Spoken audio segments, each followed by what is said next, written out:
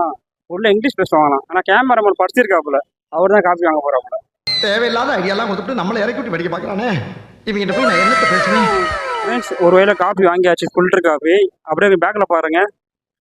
செம்ம காண்டாவுதுல. எனக்கும் அப்படிதான் காண்டாவுது. அந்த பக்கம் திரும்பி உட்காந்துருக்கேன்.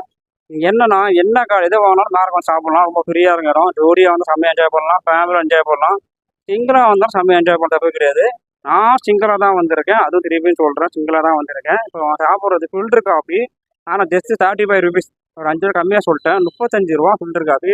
மெட்ராஸ் காப்பி ஹவுஸில் கண்டிப்பாக ட்ரை பண்ணலாம். இப்போ என்னன்னா ஒரு சூடு ஆறி போயிட்டு காண்டா வராப்போ கேமராமேன் இருந்தாலும் ஓகே. வாங்க காப்பி சாப்பிட்டு போயிடலாம். ஃப்ரெண்ட்ஸ் இப்போ காப்பி ட்ரை பண்ண போகிறேன். பிடிச்ச பார்த்து எப்படின்னு சொல்ல போகிறோம் ஓகேங்களா. எப்பயும் போல தான் டைலாக் மறந்துருப்பேன். நல்லா இருக்குது, சூப்பராக இருக்குது, டேஸ்ட்டாக இருக்குது.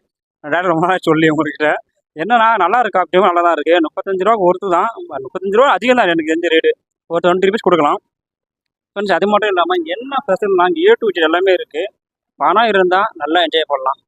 பணம் எல்லாம் சிம்பிளாக என்ஜாய் பண்ணலாம். ஆனால் அதுக்குன்னு பணம் ரொம்ப இருக்கணும்னு அவசியம் இல்லை. பணம் கம்மியாக இருக்கும் கவலைப்பட வேணாம்.